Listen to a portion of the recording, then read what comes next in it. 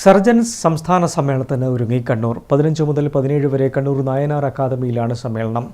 400-ലധികം പ്രതിനിധികൾ പങ്കെടുക്കുന്ന സമ്മേളനത്തിൽ ആധുനിക ചികിത്സാ സംവിധാനത്തെക്കുറിച്ചടക്കം ചർച്ച നടക്കുമെന്ന് ഭാരവാഹികൾ വാർത്താസമ്മേളനത്തിൽ അറിയിച്ചു.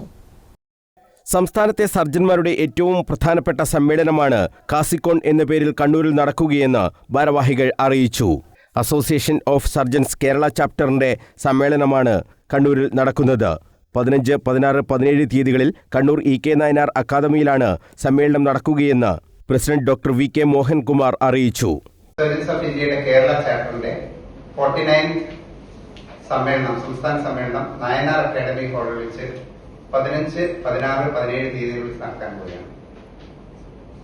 ഈ സമ്മേളനം രാവിലെ 8:30 മണിക്ക് തുടങ്ങി 3 ദിവസത്തേക്ക് വിവിധ പ്രബന്ധങ്ങൾ പല വിധത്തിലും അവതരിപ്പിക്കുന്നതാണ്.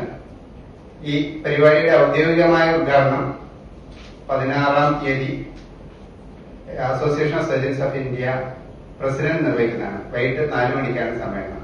ആ സമ്മേളനത്തിന്റെ അധ്യക്ഷത കേരള സ്റ്റേറ്റ് ASI പ്രസിഡന്റ് ആയിരിക്കും. നിർണായകമായ ഒട്ടേറെ കാര്യങ്ങളിൽ സമ്മേളനത്തിൽ ചർച്ചയുണ്ടാകുമെന്ന് ഓർഗനൈസിംഗ് സെക്രട്ടറി ഡോക്ടർ മിഥുൻ ബെഞ്ചമിനും പറഞ്ഞു. എങ്ങനെ നമുക്ക് സ്റ്റുഡൻസിനെ എങ്ങനെ പഠിപ്പിക്കും, ടീച്ചിങ്, എസ്പെഷ്യലി ടീച്ചിങ് ഏരിയയിലാണ് നമുക്ക് AI കുറച്ചും കൂടി യൂസ്ഫുൾ ആയിട്ടുണ്ട്.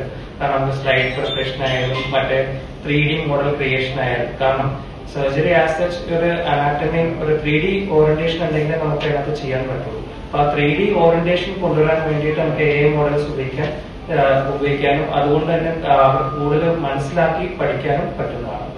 പരിസ്ഥിതി സൗഹൃദ സമീപനത്തിന്റെ ഭാഗമായി പൂർണ്ണമായും പേപ്പർ രഹിത രീതിയിലാണ് സമ്മേളനം സംഘടിപ്പിക്കുകയെന്നും ഡോക്ടർ മോഹൻകുമാർ അറിയിച്ചു.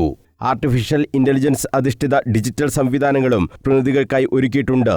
സംസ്ഥാനത്തിന്റെ വിവിധ ഭാഗങ്ങളിൽ നിന്നായി പ്രതിനിധികൾ പങ്കെടുക്കും. രാജ്യത്തിന്റെ പല ഭാഗത്തുള്ള പ്രമുഖരും സമ്മേളനത്തിൽ പങ്കെടുക്കുന്നുണ്ട്. നിരവധി യുവ സർജന്മാരുടെ സംഗമം കൂടിയായിരിക്കും സമ്മേളനമെന്ന് പബ്ലിസിറ്റി കൺവീനർ ഡോക്ടർ NT നിധിയും പറഞ്ഞു.